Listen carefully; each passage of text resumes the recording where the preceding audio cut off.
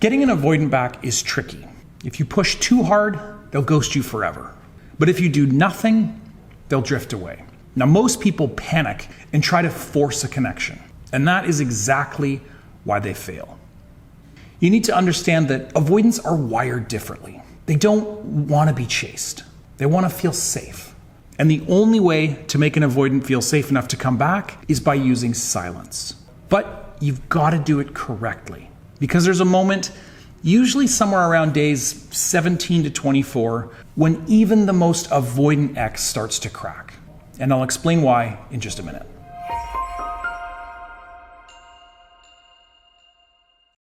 Let's get one thing straight right away. Using silence isn't about punishing your ex. It's not about playing games or trying to get even for how they treated you. It's actually about speaking their language. See, when an avoidant goes silent on you, they aren't usually doing it to be malicious. They're doing it out of fear.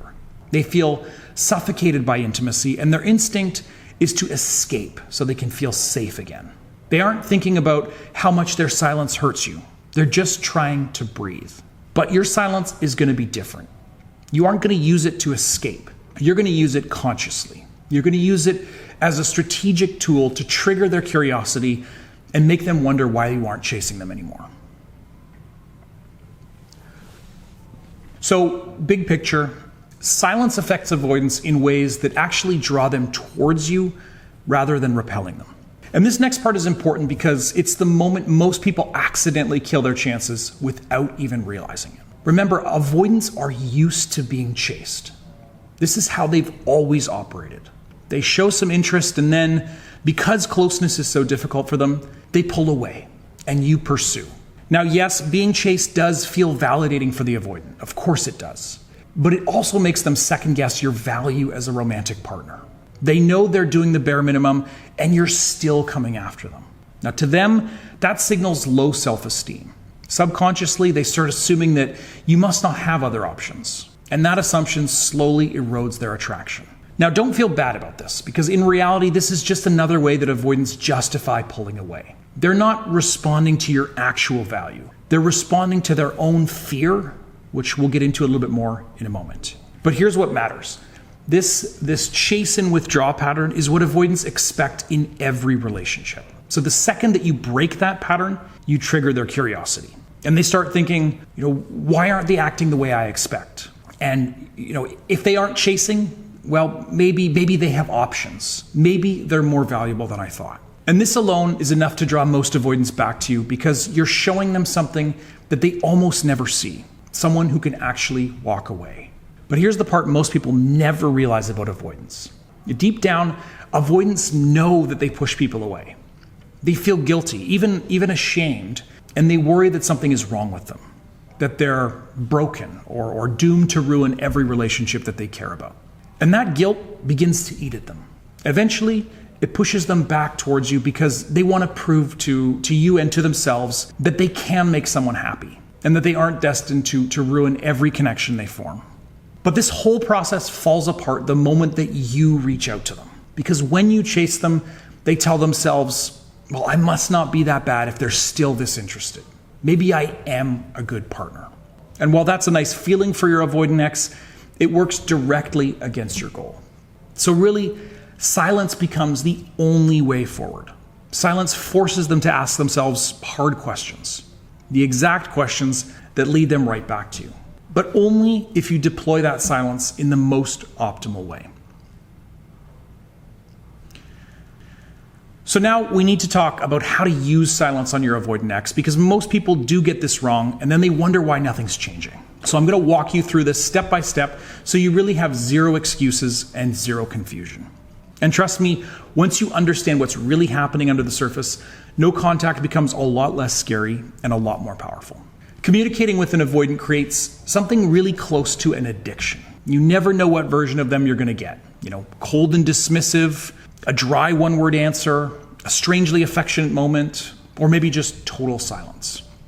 It's a lot like pulling a slot machine.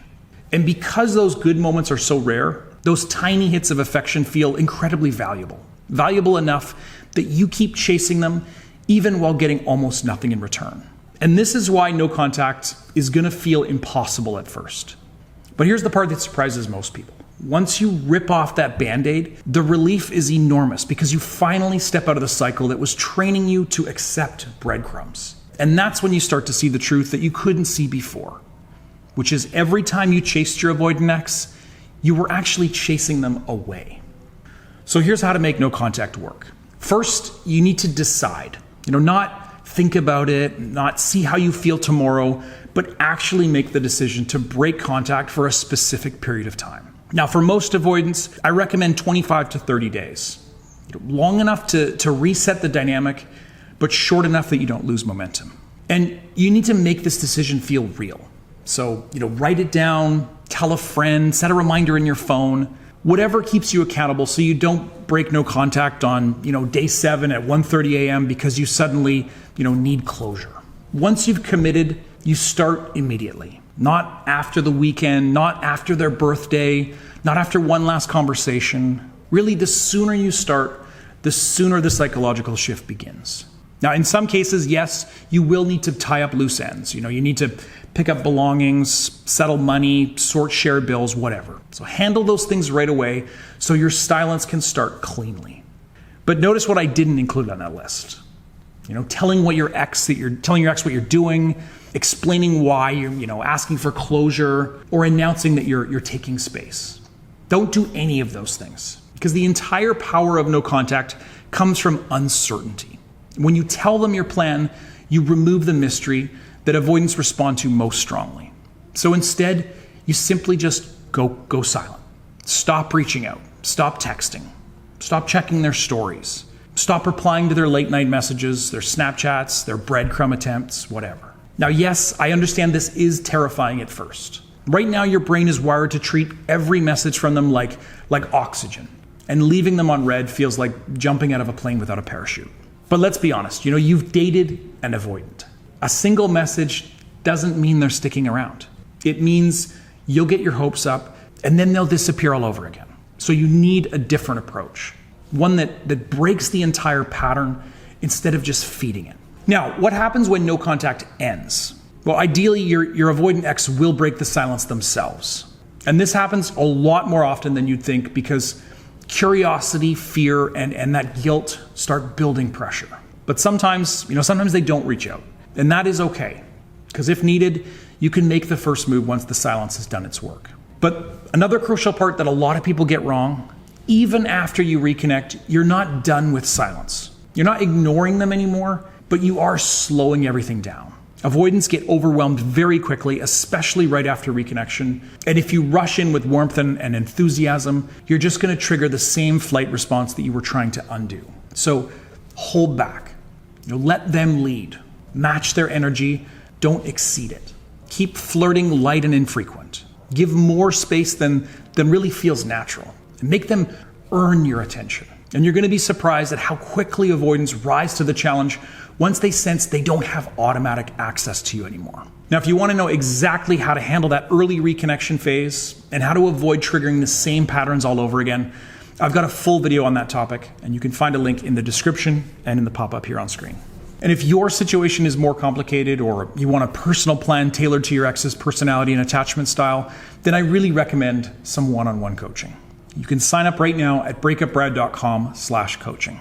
I promise I work with people in situations just like yours every single day, and together we can build a clear, step-by-step strategy that will seriously improve your chances of getting your ex back. So if you are feeling stuck, confused, or overwhelmed, don't try to figure this out alone. Just head over to breakupbrad.com/coaching, and I'll help you move forward with confidence. Thank you so much for watching, liking, and subscribing. I hope this gave you a clear blueprint for handling your avoidant ex, and I will see you again soon.